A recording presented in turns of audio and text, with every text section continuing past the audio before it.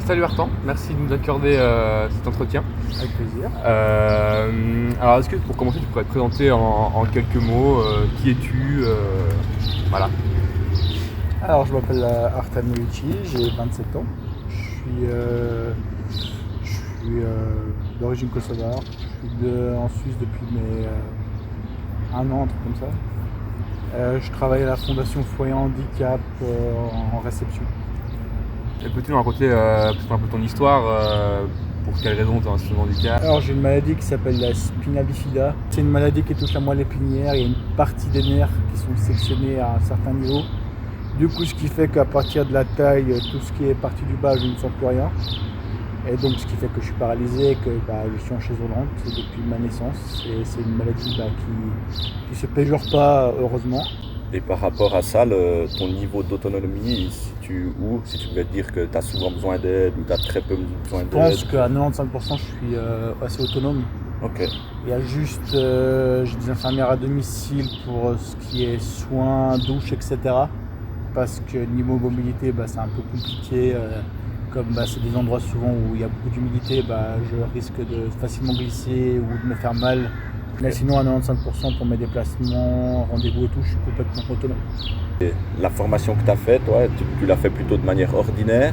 Et puis après, est-ce que tu l'as fait de manière ordinaire? Si je peux te poser une sous-question par rapport à ça, c'est au niveau des relations avec tes pairs, tes camarades de classe et les enseignants, comment ça se passait? Alors moi, il faut savoir que j'ai eu un parcours scolaire très chaotique.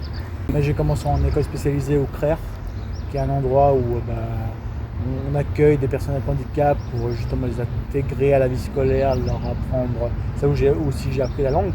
Et là, j'ai fait 2-3 ans à cette école-là spécialisée, où j'ai été avec d'autres personnes, entre guillemets, enfin, pas entre guillemets, handicapées, quoi. Donc j'étais avec des personnes comme moi. Comme on était tous avec un handicap, il n'y avait pas vraiment de préjugés, toi t'es handicapé ou quoi. Ouais, bien sûr. On s'entendait super bien.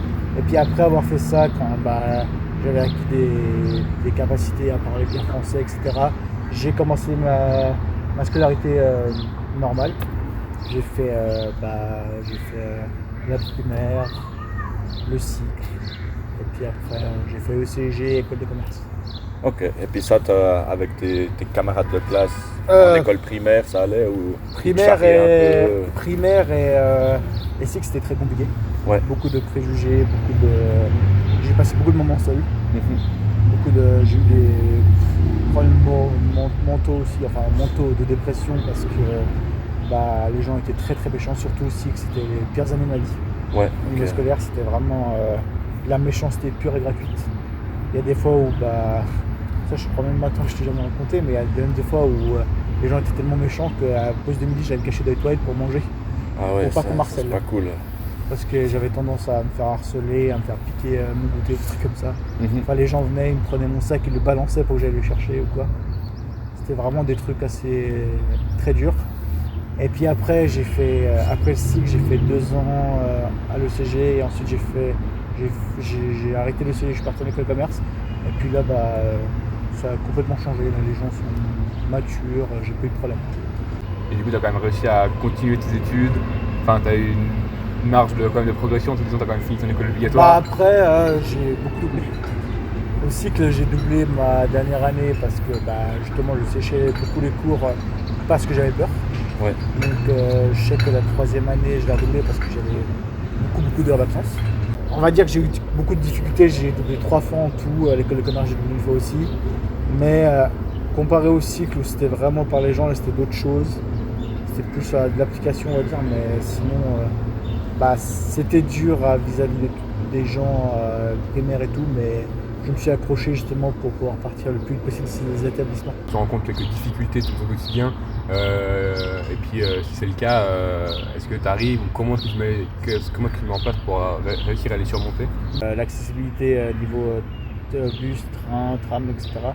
Il y a souvent les espèces de quais là qui sont pas à niveau. Ouais, bien sûr. Et puis des fois avec ma chaise c'est super compliqué. L'acquisition récemment d'un freeride que tu nous as présenté. Exactement. Et donc c'est un appareil qui t'aide à avancer, c'est ça?